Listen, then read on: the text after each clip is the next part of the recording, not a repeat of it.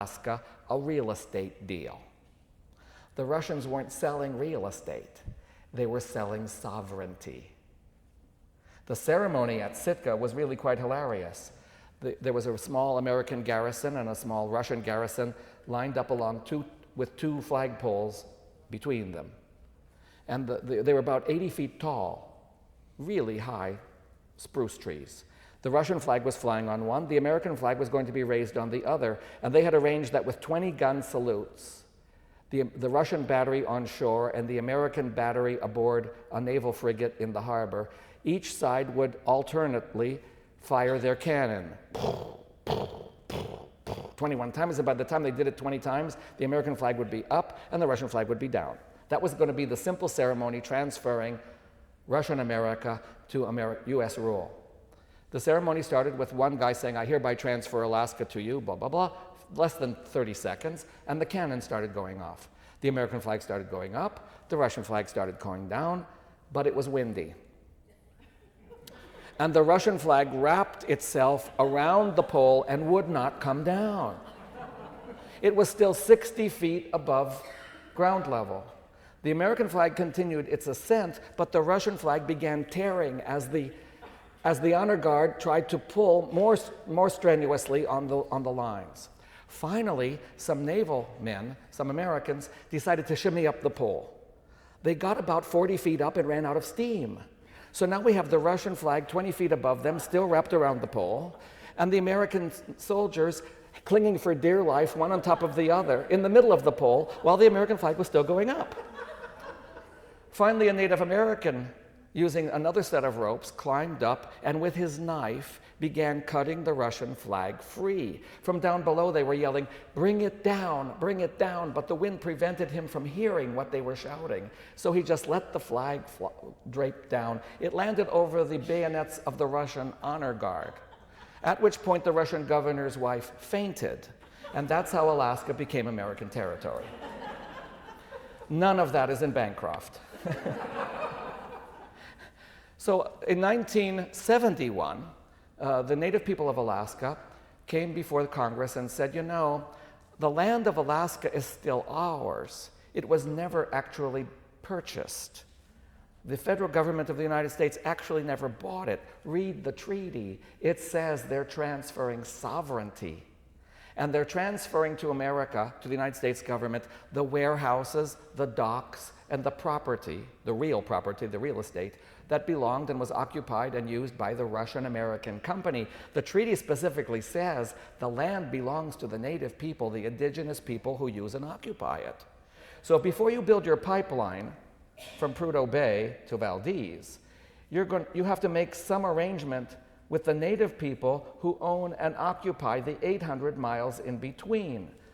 Congress then passed the Alaska Native Land Settlement Act, Late Claim Settlement Act, ANCSA, we call it, Alaska Native Claim Settlement Act, awarding to the native people the land that they still used and still occupied, about 20% of the state, and paid nearly $1 billion for the land that had already been appropriated by the federal government. It was the second sale of Alaska, but the legal basis for it was the Treaty of Sale of 1867. Again, none of which is mentioned in Bancroft. So in conclusion, I would say, first of all, there's lots of things to be learned by the Alaskan story. The first is that history always has a point of view, and you always have to look at who wrote the book and why before you enter into a dialogue with the author. When you read Tikhmenev's History of the Russian-American Company, you really should know that the company paid him to write the company history. There's a point of view there. When you're reading Bancroft's history of Alaska, a man who never went there and didn't speak the language and was dependent on an informant with a certain shady past, you have to know that, and that he had an agenda saying basically, if we made mistakes in America, the Russians made even worse mistakes there. If we massacred our Indians, they massacred Moraleutes. I mean, it was that sort of attitude, that kind of mentality that fueled Bancroft's research, most of which turns out to be not accurate at all. When you're confronted with an eyewitness account, even if it's a generation afterwards, and the written documents contradict it, chances are the eyewitness has a more accurate view than the guy who wrote the book? Not always, but in my experience, always. Grandpa knows what he's talking about. The oral tradition is reliable. The native people are honest. They don't have an agenda. They're not trying to distort the facts to get their way. They just tell the story the way it's been told for generations, and they report it verbatim with accuracy.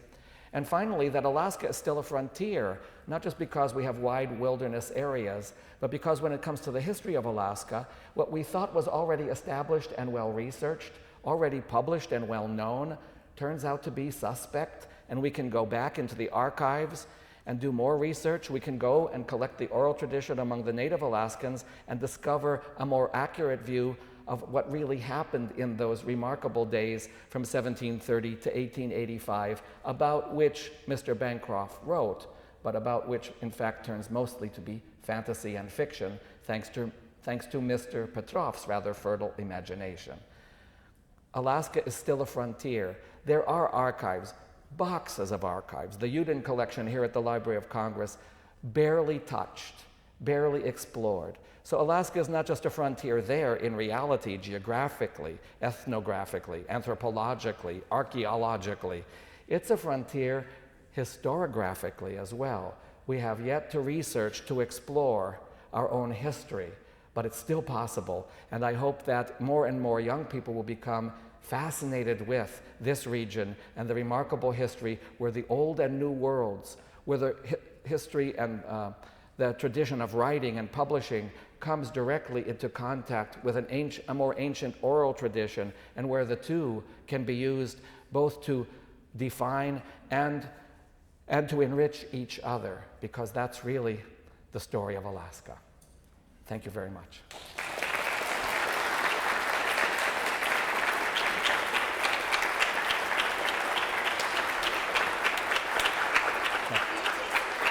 Sure.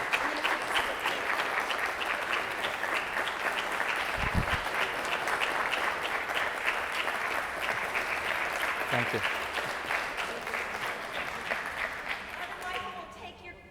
If anybody has any questions, I'd be, Still be quiet or walk outside. There's one over there, Matt. Please. Is your lecture available online so we can share it with our friends and relatives who are absent today? It's being recorded by Voice of America and also by a private videographer, so how soon that will be available. I have not written this out. I mean, this is like a synopsis of my Alaska history course, which is 13 weeks long. So it's like greatest hits. There's some of this published in a volume called The Legacy of St. Vladimir, published by St. Vladimir Seminary. That's a symposium held on Russian missions. And in 1988, we had that symposium in Crestwood, New York, and I presented the outline of this story as the evolution of Aleut culture and Aleut history. It's one chapter in that book, The Spirit of St. Vladimir's.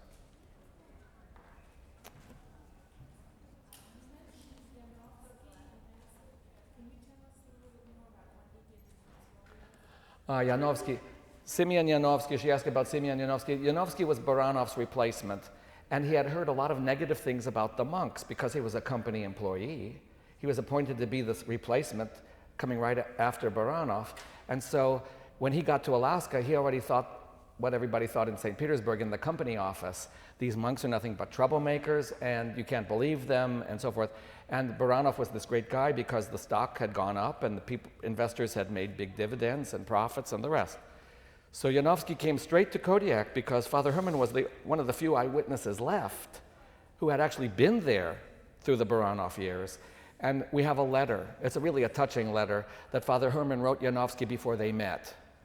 And he says, I can quote it almost verbatim, he says, God our Creator, has given this land, meaning Alaska, to our motherland, to Russia, as an innocent babe, a newborn child. And we are called upon to nourish and protect this land. But in our experience, in my experience since I've been here, this land cries only tears of blood. So we welcome you as the new governor. We welcome you, and we hope that you will help us know what consolation is. So receiving this letter, Janowski went from his headquarters office in Sitka over to Spruce Island to meet Father Herman in person. And we have the kind of interchange between them. Father Herman says, you've probably only heard really bad things about me, because he knows how the company and the monks have been in this conflicted relationship for 40 years. But he says, it's really been miserable here. My people have been impressed into company service. Men have been disappearing by the hundreds for... Can you substantiate this, Janowski says? Do you have statistics? And I mentioned that. He says, I can't. We weren't even given paper and ink. But I can tell you, you can interview the people. They all know how many of them have lost uncles, fathers, grandparents, and it's been going on for a whole generation now. And the two of them become friends. Janowski, in fact, is so inspired by Father Herman that he resigns as governor of Alaska within 1 year, returns to Russia, and enters a monastery himself. So then then the company decides to appoint naval officers as governors, and there's a whole line of naval officers, and we can be grateful for those. One of them was Adolf Etelin, who was of Finnish descent. It's hard to imagine that in those days Finland and Alaska were part of the same country, because they're completely around the world opposite from each other. But Etelin was one of the more efficient governors, and he was very interested in ethnography. And so he made a fantastic collection of Alaska native artifacts and sent crates of museum quality daily materials as well as art to Helsinki.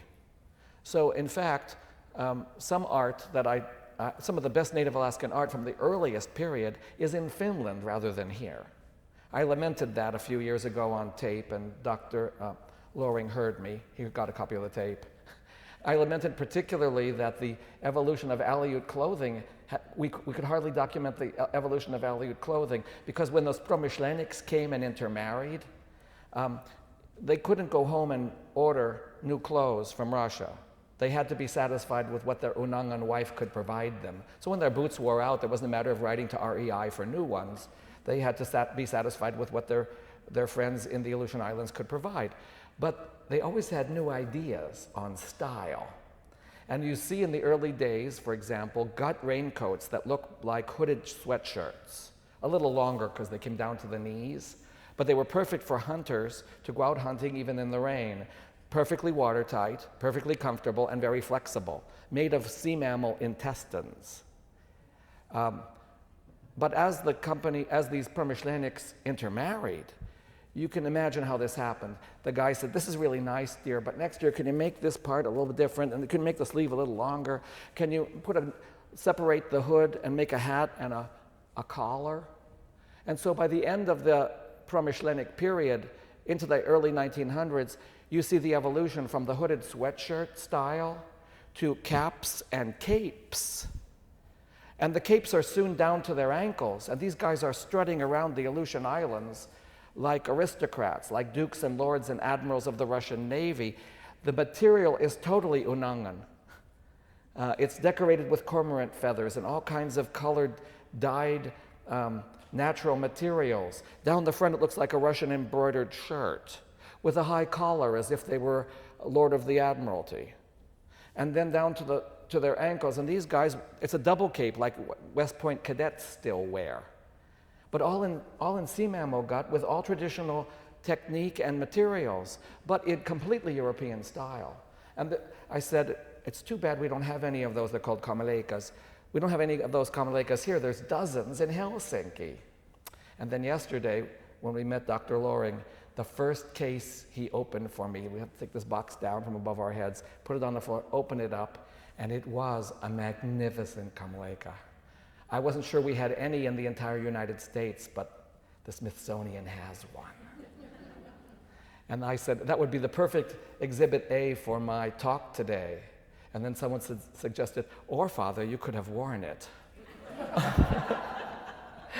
But in any case, I was delighted to find only yesterday that we have, because you see, Bancroft ignores the intermarriage completely, and we have these archaeological artifacts that make it obvious that there was a lot of intercultural interaction and creativity going on in these first 50 years about which we know very little.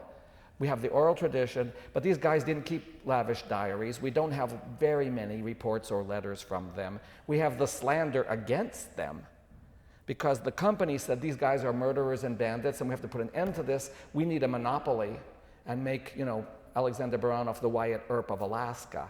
But he turned out to be the Joseph Stalin of Alaska instead. But things got way better. The worst years were the 27 years. That's a pretty long time. Alexander Baranov was the governor. And then things improved. But when you read Bancroft, it's the other way around. The Promyshlenniks were lawless bandits, rapists, and exploiters.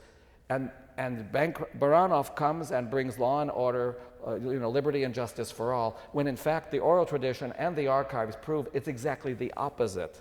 The Promyshlenniks treated people with respect. They came in small groups. They weren't soldiers. They weren't bandits. They intermarried.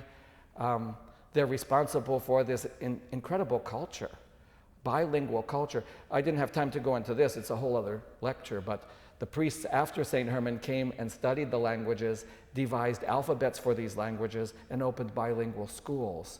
So the Unangan people have a tradition of being able to read, write, and speak both Unangan and Russian.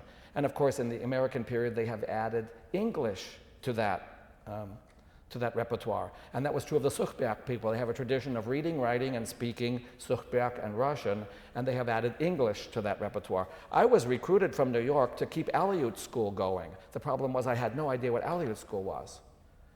And only as I added Aleut and Slavonic to my curriculum did the elders finally approve. I remember I had a closing program for the adults, for the kids to kind of show off what they learned that summer.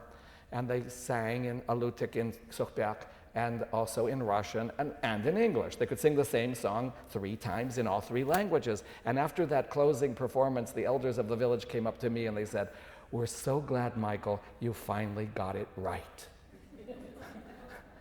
But I had no book to study what an Aleut school was. I kind of stumbled into it providentially, accidentally. But that's their tradition. And that's one of the reasons why, despite all the nasty things that Bancroft wrote about Russians, these people have remained fervently and almost unanimously Russian Orthodox in their religious tradition and orientation, because that's the faith that defended them against their oppressors during the worst times and brought them education and the possibility of moving up the socioeconomic ladder in the later decades.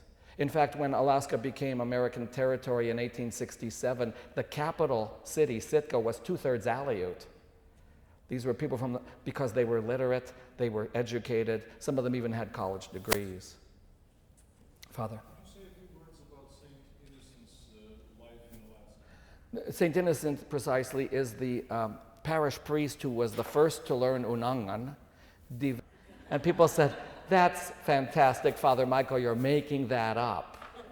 And said, no, Bancroft is the part that was made up. This is the truth. And it's a completely different view of what Native Alaskans were doing this time, but it was made possible by Innocent Veniaminov, Ioan Veniaminov, who opened the first Unangan schools. Then he went to Sitka, designed and built the cathedral there, even built the clock for the clock tower himself, learned Tlingit, a completely different language and one of the world's most difficult, devised as best he could a writing system for Tlingit. He was doing such a good job, they gave him Kamchatka as well, so he was then bishop of both all of Alaska and Kamchatka. He got eventually promoted to be bishop of Yakutsk. You probably don't know where Yakutsk is unless you play the board game Risk. But it's central northern Siberia and one of the coldest places in the world. There he got into his dog team in his late 60s, early 70s, learned the Yakut language, devised a writing system, and opened the first Yakut schools. And finally, at the age of 71, was elected Archbishop of Moscow. Well, he already felt like he should retire. He didn't need another job in Europe where he'd never been. He'd visited once. But in fact, he was not a European guy. He was a guy from the boonies. And he had spent, as he says in his own acceptance speech, most of his life even further out on the frontier. And he apologizes upon his installation in Moscow for being elected at all. He says, "I should have turned the job down, but I didn't want to contradict the Tsar. I didn't want to contradict the Holy Synod of the Church, who elected me, so in obedience I have come. But then he turns to the faculty of the theological school and says to them, but you do not deserve an illiterate hierarch like me. This is the guy who's earned all these. He had a high school diploma. He went to California once, met some Catholic priests, and conversed with them in his high school Latin. So the guy was clearly a genius.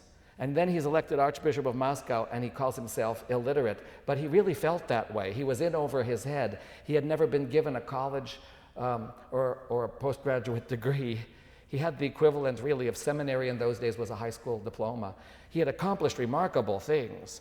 So finally, in his latter years, he organized a mission society because Alaska had become American territory. He wanted to make sure all those churches and schools he had started in Alaska would continue, and that legacy continued until the Russian Revolution. Until 1918, funds to continue precisely Aleut school for the Unangan and Sugpiaq kids were coming from Moscow. And churches throughout Alaska, especially the newer ones that were built after the sale, after 1870, which was most of them, were supplied. All their ecclesiastical sacramental vessels were given as gifts from the mission society that Veniaminov founded in Moscow when he was elected in 1868. So Alaska can be thankful that he was there because he started the schools, learned the languages, invented the alphabets, and then, even in his last years, founded the mission society that allowed those schools to continue until the Bolshevik Revolution overnight cut off all the support and all the funds for those schools. Consequently, after 50 years, the graduates of those schools, the last graduates, were dying out. And that's when Old Harbor became alarmed. What are we going to do? We don't have anyone to run Aleut school. We'll find a priest. So they wrote to the bishop, send us a priest. Bishop said, I can't. You have no house. So they fixed up a little hut. And we got a house now, send us a priest. The bishop said, I can't, you have no salary. So after the fishing season, they put several $1,000s in the bank, send us a priest. And the bishop said, well, I gotta come clean. I don't have anybody I can send. So they said, okay, send us a seminarian. I was that seminarian, and the rest is history. Thank you.